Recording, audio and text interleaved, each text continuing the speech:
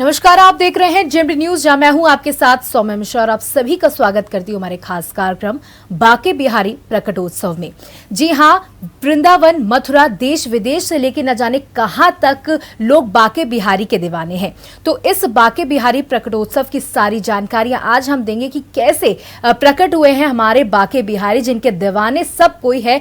तो हमारे साथ सभी सवालों के जवाब देने के लिए मौजूद हैं आचार्य अंकित शुक्ला जी। तो आचार्य जी, सबसे पहले बहुत बहुत स्वागत है आपका। तो आचार्य जी, सुबह पूरे वृंदावन में जोरों शोरों से तैयारियां चल रही हैं, धूमधाम देखी जा रही है प्रकटोत्सव को लेकर। तो सबसे पहले मैं आपसे यही जानना चाहूंगी कि कैसे प्रकट हुए बाके बिहारी। राधे राधे, जय बिहारी जी। मैं आचार्य अंकित शुक्ला आप सभी का हृदय से स्वागत करता हूं आज के खास कार्यक्रम बिहारी जी प्रकट उत्सव। आज बात हम समस्याओं की नहीं करेंगे, जो समस्या जीवन से हटाते हैं उन बाके बिहारी की बात करेंगे। ठाकुर बाके बिहारी की जो दृष्टि है वो पूरे प्रदेश में बनी रहे, पूरे देश में बनी रहे, इस कामना के साथ आज आपको बाके बिहारी के प्रकट उत्सव की जो कथा है, जो उनकी महिमा है, उस पर चर्चा करेंगे। बाके बिहारी का प्रकट उत्सव मार्गशीर्ष मास यानी कि अगहन की शुक्ल पक्ष की पंचमी तिथि को हुआ था, जिसको हम बिहार पंचमी के नाम से जानते हैं।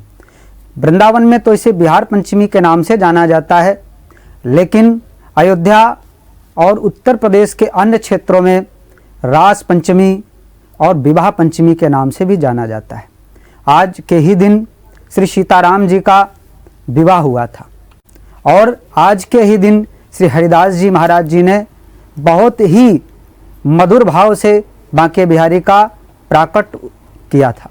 अपने सुंदर संगीत के माध्यम से, अपनी स्वर साधना के माध्यम से, अपने भाव के माध्यम से बाके बिहारी का प्राकट्य श्री हरिदास जी महाराज जी ने ही किया था। श्री ठाकुर बाके बिहारी का जो प्रादुर्भाव हुआ है, उसमें पूर्ण जो सहयोग है, पूर्ण भाव हैं, वो श्री हरिदास जी महाराज के ही हैं। हरिदास जी महाराज वृंदावन के बहुत ही सिद्ध महात्मा हुए, सिद्ध संत हुए, श्री बाके बिहारी के चरणों के दास थे। ये कहा जाता है कि संगीत में पारंगत थे।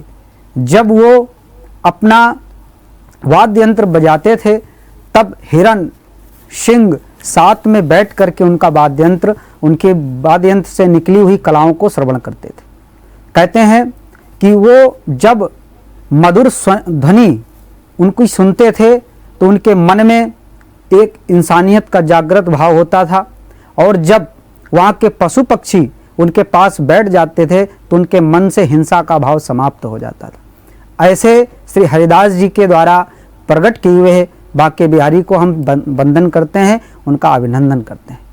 आज वृंदावन में धूमधाम से बाके बिहारी का प्रकट उत्सव मनाया जा रहा है।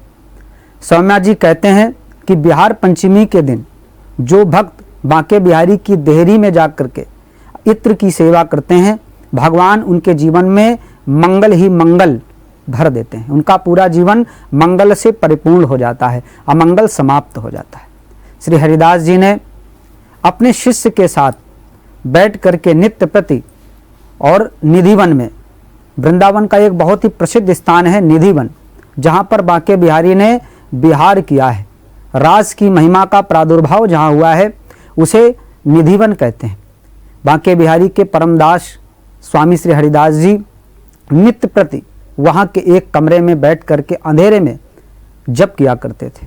उनके परम शिष्य जो उनकी सेवा करते थे, उन्होंने विपुल विट्ठल जी, जिनका नाम था, विपुल विट्ठल जी ने पूछा, श्री हरिदास जी महाराज स्वामी जी, आप ये किसकी सेवा करते हैं, किसकी आराधना करते हैं और अपना संगीत किसे सुनाया करते हैं? ये पूरा संसार जानना चाहता है, हम जानना चाहते हैं। आज के ही दिन बिहार पंचमी को प्रसन्न होकर के हरिदास जी ने कहा, जाओ आज मैं तुम्हें बताता हूँ मैं किसकी सेवा, किसकी आराधना करता हूँ, सारे समाज को बुला करके लाओ। वृंदावन वासी वहाँ पर विराजमान हुए, बैठे। तब हरिदास जी ने वो मधुर भाव अपने वाद्य यंत्र से निकाला कि ठाकुर जी का प्रादुर्भाव हो गया। जब बाके बिहारी का प्रादुर्भाव हुआ, तब वो श्री राधा रानी और श्री कृष्ण के रूप में वहाँ पर उनका प्राकट्य हुआ। लेकिन श्री हरिदास जी की प्रार्थना से बाके बिहारी और राधा रानी दोनों एक में समाहित हुए, वही कुंज बिहारी की मूर्ति के रूप में उनका प्राकट उत्सव बिहार पंचमी मार्गशीर्ष मास और अगहन में पंचमी तिथि को सुंदर नक्षत्र में उनका प्राकट उत्सव हुआ। उस आज के ही दिन उसी उत्सव को धूमधाम के साथ मनाया जाता है।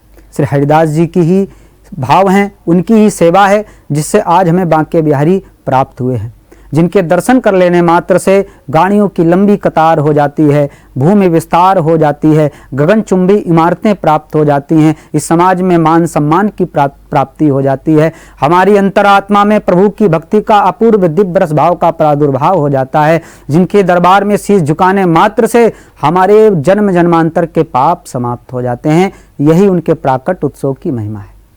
जी आचार्य जी, बहुत सुंदर बातें आपने बताई हैं। जब बांके बिहारी मंदिर जाएं तो कहीं भी हमें किसी प्रकार के ध्वनि यंत्र नहीं दिखाई देते, यानी घंटे नहीं दिखाई देते, शंखनाद नहीं होता है। आमतौर पर हर मंदिरों में इस तरीके की चीजें होती हैं जब आरती पूजन होता है, लेकिन जब बांके बिहारी मंदिर जाओ तो इस तरीके का कोई भी चीज हमें दिखाई नहीं पड़ती है। इसके पीछे क्या कारण है? बहुत ही उत्तम प्रश्न है आपका। जो ठाकुर बांके बिहारी जी हैं, वहाँ के जो अंग सेवी हैं, उनका यह मानना है, वहाँ के जो गोसाई हैं वो ये मानते हैं कि ठाकुर बांके बिहारी का जो स्वरूप है वो छोटे लड्डू गोपाल का है, बाल स्वरूप में है। और जब छोटा बालक शयन करता है या खेलता है तो कोई भी ऐसा वाद्य यंत्र ना बजावे जिससे वो चौंक जाए, जिससे वो डर जाए। ठाकुर बांके बिहारी हैं तो इस भाव को ध्यान रख करके वहाँ पर घंटे, घड़ियाल या कोई बड़ा वाद्य यंत्र नहीं रखा जाता है। वहाँ पर जाकर के हाथ जोड़ करके शीश झुकाने मात्र से ही मनोरथ परिपूर्ण हो जाते हैं, क्योंकि बांके बिहारी आपके मन की सारी मनोकामना जानते हैं और उसको परिपूर्ण करने में सक्षम हैं। इसलिए वहाँ की एक ये महिमा है और नियम है कि वहाँ पर घंटे, घड़ियाल, यहाँ तक आरती के समय घंटी, इनका प्रयोग नहीं किया जाता है। जी, बहुत अच्छी बात आपने बताई है। किस तरीके का माहौल होता है वहां पर? लोगों के घरों में किस तरीके का माहौल होता है? मान लिया बांके बिहारी मंदिर में तो एक भव्य रूप से इस उत्सव को मनाया जाता है, क्या जन्माष्टमी के तर्ज पर ही इस महोत्सव को भी हर घर में मनाया जाता है? देखिए, जन्माष्टमी को तो बांके बिहारी के सुंदर स्वरूप कृष्ण कन्हैया का जन्म हुआ था, लेकिन जो बांके बिहारी हैं यही राधा रानी है और यही कृष्ण है, दोनों एक ही है। आज के दिन बरसाना में भी प्रसन्नता रहती है और वृंदावन में ही प्रसन्नता रहती है। वृंदावन बरसाना ही नहीं, पूरे देश में, पूरे विश्व में जहाँ जहाँ कृष्ण के भक्त हैं, उनके चरणों के दास हैं, आज के दिन बांके बिहारी का जन्मोत्सव, प्राकटोत्सव बहुत धूमधाम से मनाते हैं। उनका प्राकट उत्सव इस रूप से मनाया जाता है जैसे घर में एक बालक का जन्म हुआ है, उसी स्वरूप में वहाँ के ब्रजवासी ठाकुर का बहुत सुंदर स्वरूप बना करके, और विशेष बात यह है कि हरिदास जी की सेवा करते हैं, क्योंकि भक्त की भगवत्ता एक भक्त ही प्रमाणित कर सकता है। भगवान हैं, उसके पीछे कहीं ना कहीं किसी भक्त का हाथ है। जैसे नरसिंह का अवतार हुआ तो उसके पीछे प्रहलाद का बहुत बड़ा योगदान है, उनकी भक्ति है। ठीक उसी तरह बांके बिहारी का प्राकट हुआ तो उसमें हरिदास जी का ही बहुत बड़ा योग है, जिससे हम सभी वहाँ पर जाकर के अपनी मनोकामनाओं को परिपूर्ण करते हैं। आज के दिन पूरे वृंदावन में गाय के गोबर से लेपन किया जाता है। बांके बिहारी को इत्र प्रिय है। इसमें एक बहुत बड़ी कथा है और एक बहुत सुंदर कथा है। एक बार की बात है, बांके बिहारी के दर्शन का भाव लेकर के एक बहुत बड़े नगर सेठ दर्शन करने के लिए बांके बिहारी के आए, लेकिन ऐसा हुआ कि उस समय बांके बिहारी का पट बंद था। तो वहाँ के गोसाइयों ने कहा, वहाँ के अंग सेवियों ने कहा कि आप आ ही गए हैं तो आप पहले निधिवन जाकर के दर्शन कराइए, अभी बिहारी जी शयन अवस्था में हैं। वो गए और जब निधिवन गए तो वहाँ पर दर्शन किया और को बहुत खूब प्रसन्न हुआ, आनंद लिया। लेकिन वहाँ के जो आचार्य लोग, वहाँ के पुजारी अंग सेवी थे, उन्होंने कहा यहाँ तक आएँ तो हरिदास जी, स्वामी जी के दर्शन करके आइए। वो इस समय जमुना जी के किनारे मंगल भाव में बैठे हुए हैं। हरिदास जी की बड़ा उनकी पूरे विश्व में विख्याति थी। वो सुन करके बड़े अच्छे भाव के साथ उनके दर्शन करने गए। जिस समय वो भक्त दर्शन करने गया उस समय हरिदास जी बहुत सुंदर भाव में बैठे हुए थे। वो मन रूप में ठाकुर बांके बिहारी और राधा रानी के साथ होली खेल रहे थे, और जिस समय होली का भाव उनके मन में जागृत हो रहा था, मानसी रूप से होली का महोत्सव मना रहे थे, उस समय वो राधा रानी का पक्ष ले रहे थे। एक हाथ में बांके बिहारी के हाथ में रंग का पात्र था और एक हाथ में श्री राधा रानी के रंग का पात्र था, लेकिन राधा रानी के हाथ से रंग का पात्र छूट गया। हरिदास जी महाराज ने सोचा इसमें राधा रानी हार जाएंगी, और होली का ऐसा महोत्सव जो जिसे रंग देता है विजय उसी की हो जाती है। श्री ठाकुर बांके बिहारी के हाथ में रंग का पात्र देख करके हरिदास जी ने सोचा कि अब राधा रानी हमारी हार जाएंगी, श्री लाडली हार जाएंगी, इनका पराजय भाव हो जाएगा। इसलिए जो वो इत्र का पात्र लेकर के भक्त आया था, क्या समर्पित किया जाए, उसे कुछ ना मिला तो इत्र लेकर के वो आया था और हरिदास जी के बगल में ही खड़ा था। उन्होंने सोचा कि राधा रानी विजय हो जाए, तो आंख बंद थी हरिदास जी की, वो होली के भाव में थे, मानसी रूप से राधा रानी और बांके बिहारी के साथ होली खेल रहे थे। उन्होंने वही इत्र का पात्र लिया और सोचा इससे हम राधा रानी के साथ जाकर के बिहारी जी को रंग देंगे, जिससे राधा रानी की विजय हो जाएगी। उन्होंने वो पात्र इत्र का लिया और ऐसे उछाल दिया जिससे वो जमीन पे गिर गया, और जैसे गिरा तो हरिदास जी उस मानसी भाव से बाहर आए तो देखा कि भक्त के आंखों में आंसू है, बड़े भाव से इत्र लेकर के आया था लेकिन जमीन पे गिर गया। इससे उसका मन थोड़ा द्रवित हुआ, दुखी हुआ। ऐसा सोच करके हरिदास जी संत थे, सब कुछ जानते थे। उन्होंने कहा आए हो तो जाओ बिहारी जी के दर्शन करके आओ, पट खुल गए हैं। जब वो भक्त राज वहाँ पर दर्शन करने गए तो बड़ा अचंभा हुआ। जो वो इत्र लेकर के आए थे, वो इत्र की महक पूरे बांके बिहारी प्रांगण में फैली हुई थी। जब पट खोला गया, पर्दे खोले गए, तो नक से लेकर के सिर तक पूरे स्वरूप में बांके बिहारी उसी इत्र से नहाए हुए थे। ऐसा सुंदर स्वरूप देख करके वो भक्त राज चरणों में गिर गए और कहा ये जो हरिदास जी हैं ये बहुत बड़े संत हैं। जाकर के उनको पुनः प्रणाम किया। हरिदास जी ने उनको आशीर्वाद दिया और तब से ये नियम बन गया है, जो ठाकुर बांके बिहारी को इत्र की सेवा करता है उसकी ख्याति पूरे संसार में बढ़ती है, सारे समाज में उसका नाम बढ़ता है। ये इत्र की सेवा की महिमा है। तो दर्शकों, आपने सुना कि किस प्रकार से बांके बिहारी को आप भी अपने रंग में रंग सकते हैं इत्र के भाव से, यानी कि जो प्रकटोत्सव है उनका, उसमें आप इत्र की सेवा करें, अपने घरों में बांके बिहारी को इत्र लगाएं जिससे वो अति प्रसन्न हो जाए। तो आचार्य जी हमारे साथ लगातार जुड़े हुए हैं और बांके बिहारी से जुड़ी रोचक बातें जो है वो हमें बता रहे हैं। जो हरिदास जी जो शिरोमणि थे संगीत के, जिन्होंने अपने संगीत के माध्यम से बांके बिहारी को प्रकट किया, तो आचार्य जी उनके बारे में कुछ बताइए, कुछ प्रचलित वाक्य उनसे जुड़े हुए। देखिए, ठाकुर बांके बिहारी के चरणों के दास और अपना संपूर्ण जीवन बिहारी जी के चरणों में समर्पित करने वाले श्री हरिदास जी महाराज की बहुत बड़ी महिमा है। हरिदास जी के एक परम शिष्य थे तानसेन जी। वो अकबर के दरबार में नित्य प्रति संगीत सुनाया करते थे। एक बार अकबर एक वन में एक सरोवर में भ्रमण कर रहे थे, साथ में तानसेन थे। उन्होंने कहा हरिदास जी महाराज का भी हमने नाम सुना है, ये कौन है? तो तानसेन बोले ये हमारे गुरुदेव हैं और हमसे अच्छा संगीत इनका है। अकबर सुनकर के अचंभित हुआ कि तानसेन, हमने सुना है और देखा भी है कि आप इतना सुंदर संगीत गाते हैं कि आपसे भी अच्छा कोई संगीत गा सकता है, संगीत को जी सकता है। उन्होंने कहा बादशाह, हम शिष्य हैं, हरिदास जी हमारे गुरु हैं। और पास में ही सरोवर था, वहाँ पर उंगली डाली और उससे एक बिंदु ली, एक बूंद लिया। कहा हम ये बिंदु हैं और हमारे गुरु ये सिंधु हैं। हम मात्र एक बिंदु हैं, एक बूंद हैं, और ये सरोवर देख रहे हैं, ये हमारे गुरुदेव हैं। इनकी और हमारी महिमा एक साथ हो ही नहीं सकती। कुछ लोग हमसे भी कहते हैं आचार्य जी बहुत अच्छी फेस रीडिंग करते हैं, बहुत अच्छा बोलते हैं, लेकिन हमारे गुरुदेव श्री ज्ञानेंद्र गोसाई जी हमसे भी अच्छी फेस रीडिंग करते हैं। हमारे शिक्षा गुरु आचार्य प्रमोद तिवारी जी हमसे भी अच्छा बोलते हैं। उसी तरह श्री तानसेन जी ने कहा हमारे गुरुदेव श्री हरिदास जी हमसे भी अच्छा गाते हैं। हम गाते हैं तो आप मोहित हो जाते हैं, लेकिन जब वो गाते हैं पूरे संसार के बादशाह ठाकुर बांके बिहारी मोहित होकर के नृत्य किया करते हैं। ऐसा सुनकर के अकबर के मन में जागा कि उनका मैं भी दर्शन करना चाहता हूँ। तो तानसेन बोले वो किसी से मिलते नहीं, वो अकेले, आज तक उन्होंने अगर किसी को अपना संगीत सुनाया है तो ठाकुर बांके बिहारी को ही सुनाया है। बोले नहीं नहीं, मैं सुनना चाहता हूँ, मेरे मन में इच्छा है और मैं अपना ये बादशाहत स्वरूप समाप्त करके एक नौकर के रूप में जाऊंगा। उन्होंने कहा चलो चलते हैं।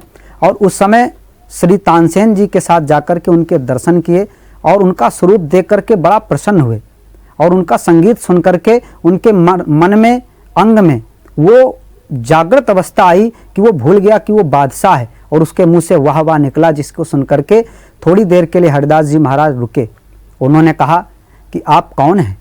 आप आए हैं, आपके मन से जो आह का शब्द निकला है, वाह का शब्द निकला, ये कोई अकबर ही कह सकता है, कोई बादशाह ही कह सकता है, कोई राजा ही कह सकता है।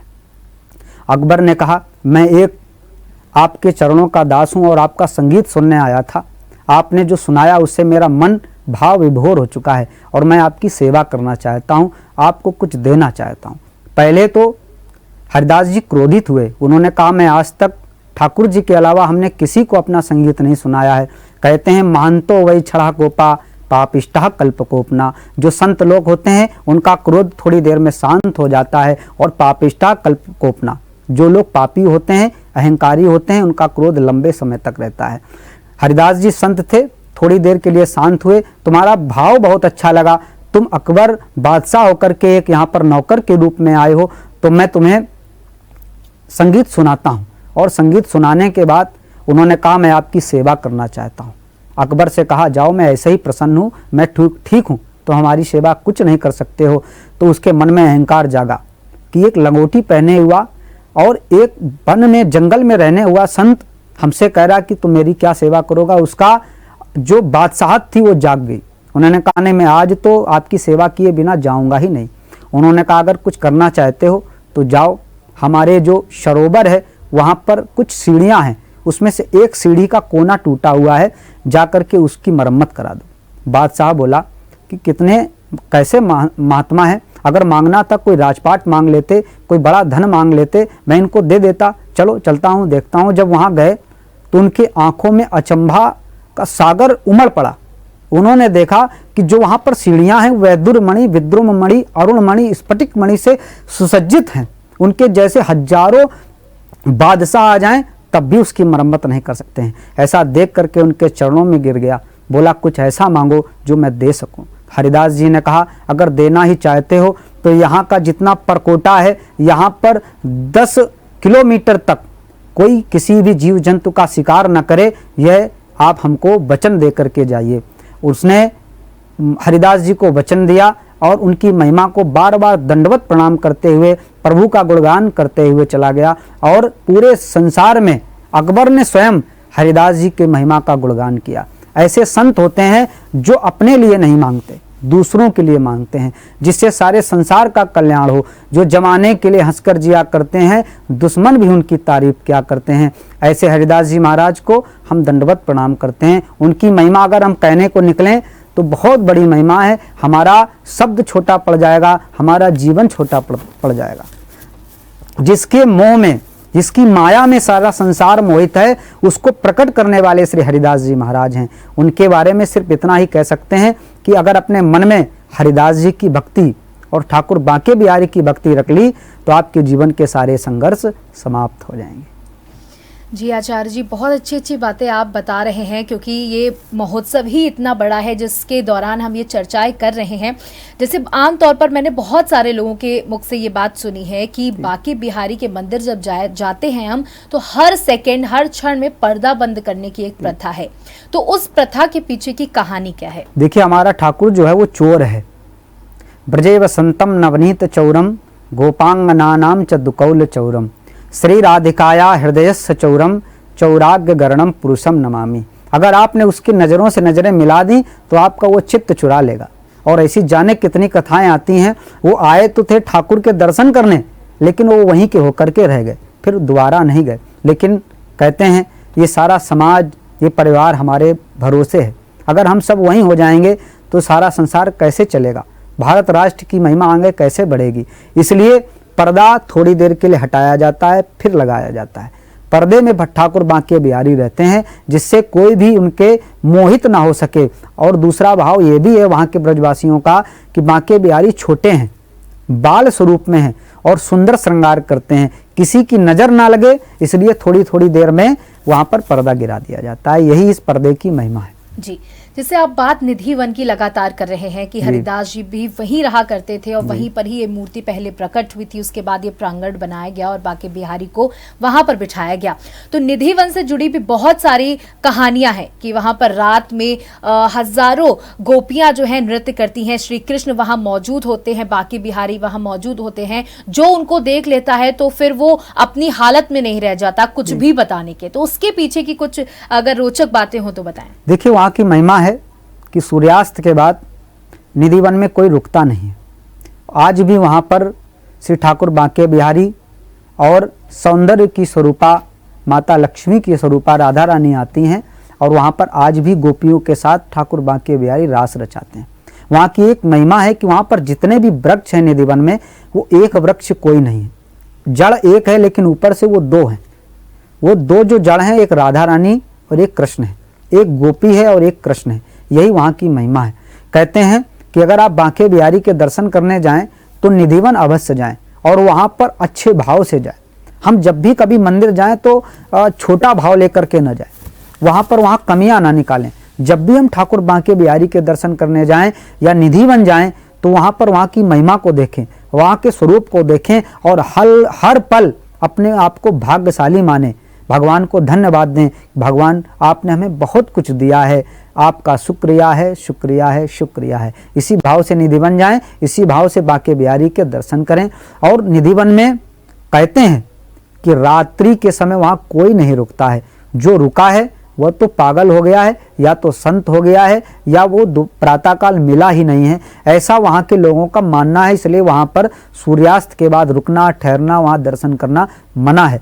सूर्यास्त के बाद वहाँ पर पट बंद हो जाते हैं। निधि वन में श्री हरिदास जी नित्य निकुंज के स्वरूप में ललिता के स्वरूपा थे। हरिदास जी जो राधा रानी का श्रृंगार करती थी वो ललिता सखी उन्हीं का स्वरूप था से हरिदास जी महाराज का। इसलिए आज भी वहाँ पर सखी के रूप में जाकर के पुरुष भी नृत्य किया करते हैं, वहाँ महिलाएं भी नृत्य किया करती हैं, बच्चे भी नृत्य करते हैं। जिस व्यक्ति ने निधि वन में नृत्य कर दिया उसे इस भवसागर में नृत्य करने की आवश्यकता नहीं पड़ती। बार बार आना जाना बंद हो जाता है, वो ठाकुर के चरणों में वास करने लगता है। यही निधि वन की महिमा है। बहुत खूबसूरत बातें आज पंडित जी आपने बताई, क्योंकि आप बांके बिहारी के बहुत बड़े भक्त हैं। तो अगर आप अपने मन से जुड़ी कोई भी बात है जो इस प्रकटोत्सव से जुड़ी कुछ कहना चाहते हो तो कह दीजिए। देखिए, हम जब भी बांके बिहारी के दर्शन करने जाएं तो भगवान से न मांगे, भगवान को मांगे।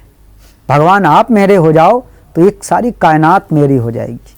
आप अगर हम पर अपनी करुणामय दृष्टि बना देंगे तो सारा संसार हमारा सम्मान करने लगेगा। जिसे संसार त्याग देता है ठाकुर उसे अपने हृदय में, अपने चरणों में वास देते हैं।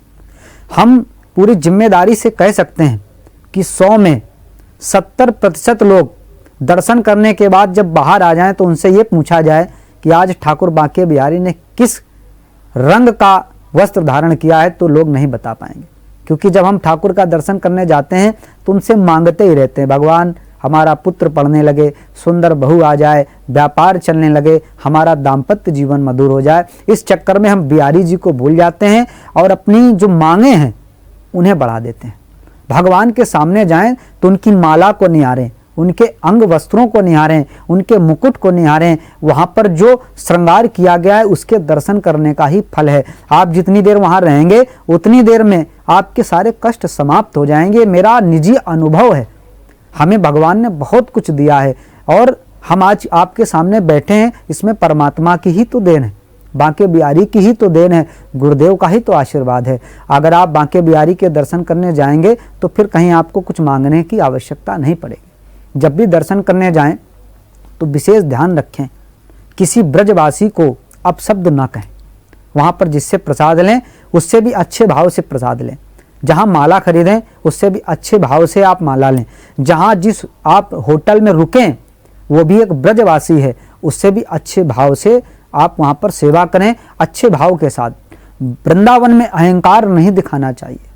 ब्रजवासी के सामने कभी भी अपना धन बल और जन बल, बाहुबल ना दिखावें, क्योंकि ठाकुर बांके बिहारी हमारे अहंकार का ही सेवन करते हैं, हमारे लोभ का ही सेवन करते हैं। अतः जब भी बांके बिहारी के दर्शन करने जाएं तो प्रसन्नचित्त होकर के अपने अहंकार को त्याग करके पूर्ण समर्पण भावना के साथ ठाकुर बांके बिहारी के दर्शन करें।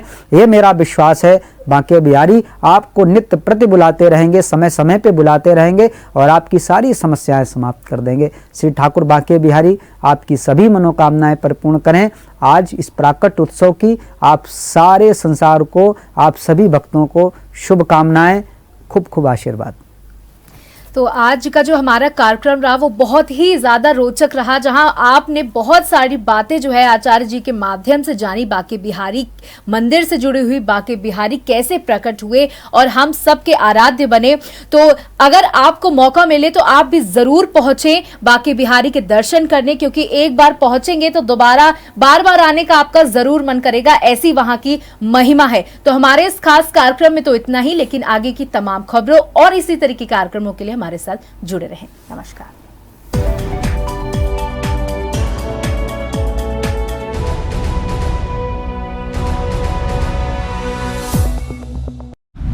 अगर आपको हमारा वीडियो पसंद आया हो तो हमें लाइक करें, सब्सक्राइब करें और ज्यादा से ज्यादा शेयर करें। और हाँ, बेल आइकॉन दबाना ना भूलें ताकि हर खबर का अपडेट आप तक पहुंचे तुरंत। आप हमें इंस्टा, ट्विटर और फेसबुक पर भी फॉलो कर सकते हैं। हमारी आईडी है @JMT News।